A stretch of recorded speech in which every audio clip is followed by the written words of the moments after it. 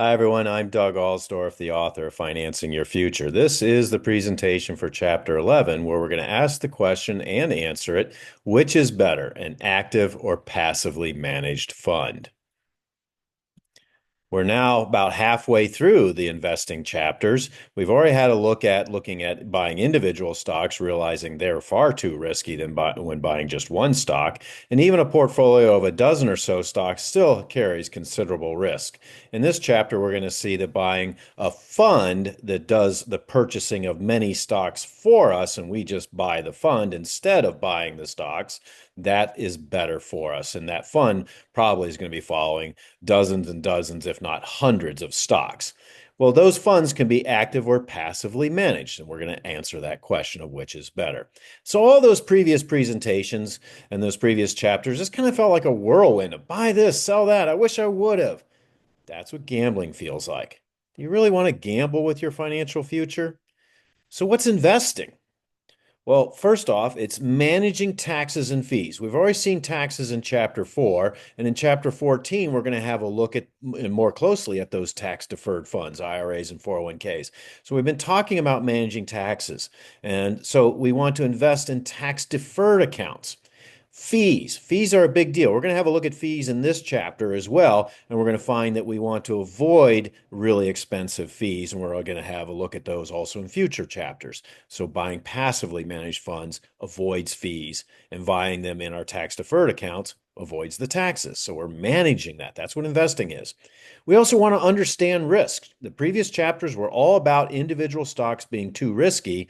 So instead, we're going to buy this fund that collects the stocks for us and collects quite literally hundreds of stocks for us. We're going to invest for multi-decadal timelines. We're going to invest for 35 years, and we're going to see why in Chapter 13.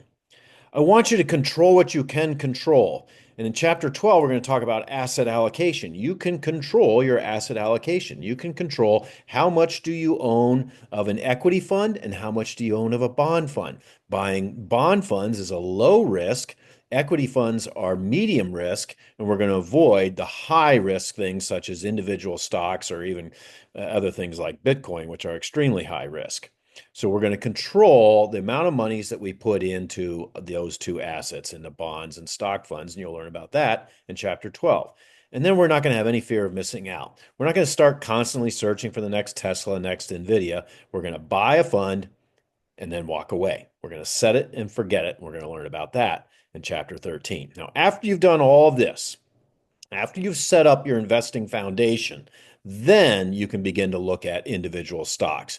Many investors have what they call their gambling portfolio, and it represents only 2, 3, 4% of their overall net worth that they are actually trying to go chase and find the next Tesla or next Nvidia. But because you're watching these videos and reading my book, you're in this category up here, just trying to put together your foundation. Don't start trying to buy individual stocks until after you've really understood your investing foundation.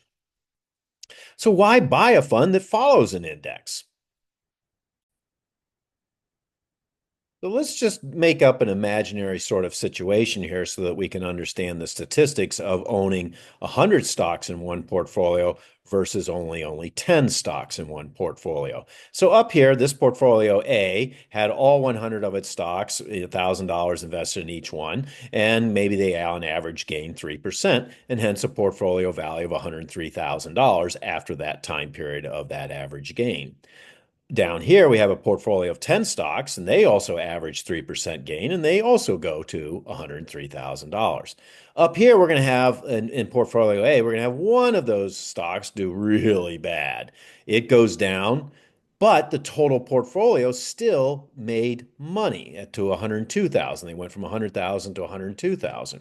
Down here, when we own only 10 stocks and one of them fails spectacularly, our portfolio actually loses money, lost about $5,000 down here. So this is really wonderful. Despite losses in one stock, portfolio A still made money. Of course, the opposite is also true. If we have 100 stocks and one of them does spectacularly well compared to the others, we'll make a little extra money, make about an extra $700 there. On the other hand, if we only own 10 stocks and one of them does spectacularly well, now we make several thousand extra dollars. So we're going to, in this process of owning many stocks as opposed to in owning many stocks in a fund, as opposed to owning just a few stocks in a portfolio, we're going to forego this risk of trying to chase after these great gains by having many stocks and accept that we're probably not going to get the spectacular gain. We'll still capture it, but it just won't be a great, fantastic addition to our portfolio. But very fortunately, when it comes to losses of one bad stock, we still make money. So that's what we're trying to achieve here. And let's just go on to what the experts are saying. Malkiel, Bogle, Buffett. They say to buy funds that follow a broad market index. We're going to figure out what this broad market index is in the next slides. When buying a broad market fund, here's what you're counting on. You're counting on the US economy, the world economy to continue to grow. But you're not counting on that to happen in the short term. That's where bear markets happen and recessions occur. The Great Recession from 2007 to 2009, 10, 11, it lasted about 5, 6 years, certainly not decades and decades. You're going to hold over the long term. You're going to buy and hold for decades and decades, and hence hold for longer than where these short term events occur. So, this all leads to two fundamental questions, which we're now going to assess in the future presentations. What gains can we hope for based on these past experiences? Nobody can predict the future, but we can look into the past and see how well the markets have performed in the US over the past decades and decades. And then we're going to ask the question, how long do we have to hold? After we've bought the index fund, how long do we have to hold it in order to experience those past gains and therefore hope for this to happen in the future? So what is an index? So again, anytime you see a plot, let's look across the bottom. We have time going from 1870 all the way over here to present, and we have some values here. This is the S&P 500, Standard & Poor's 500.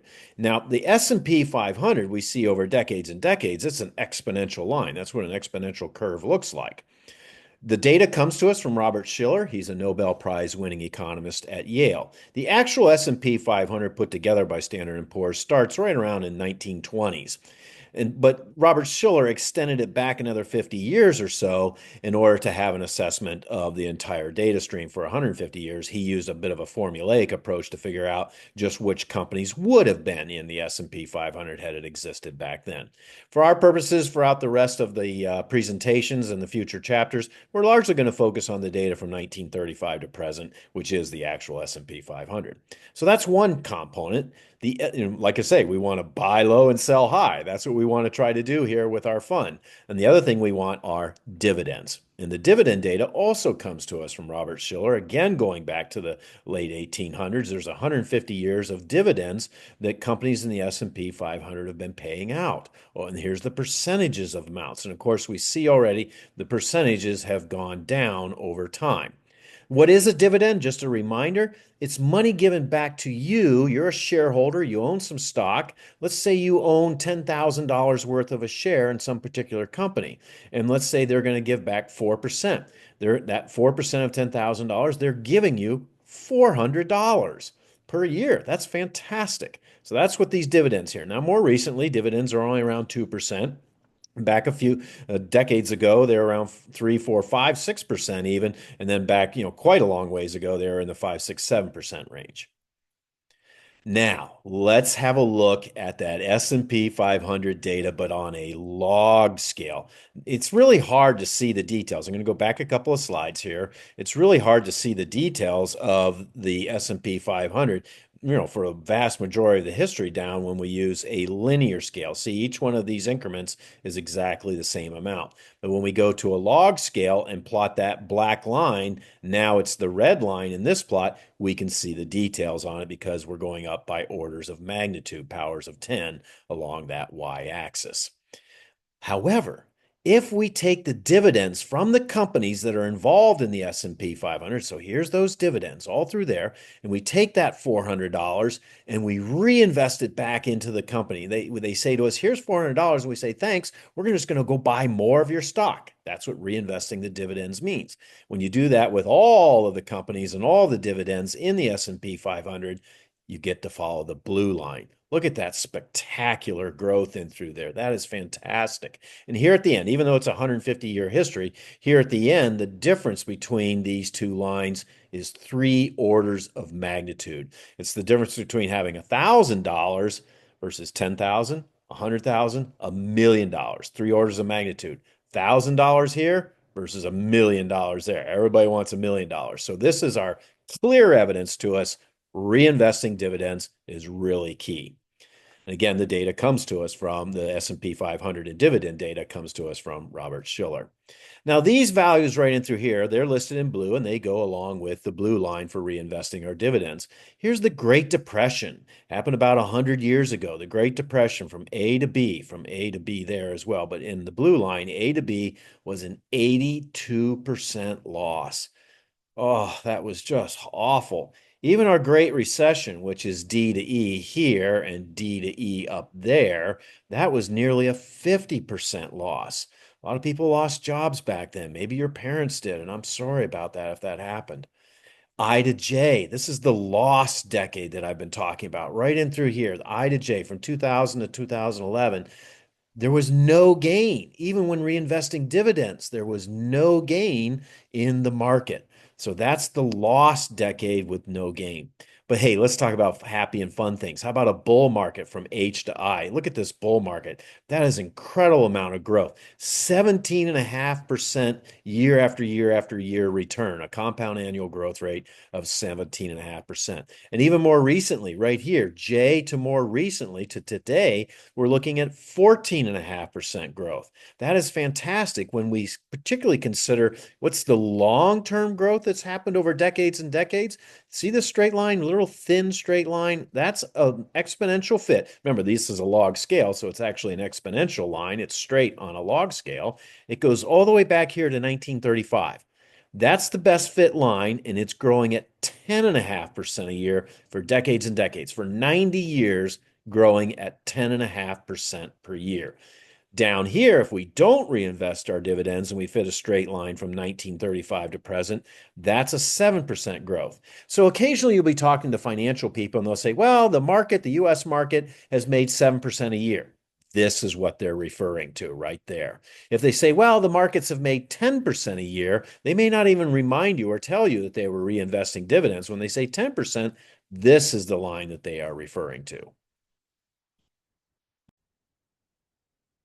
And you can read the book for why I'm going to start this line right there and start this line right there in 1935. You can read the book for that information.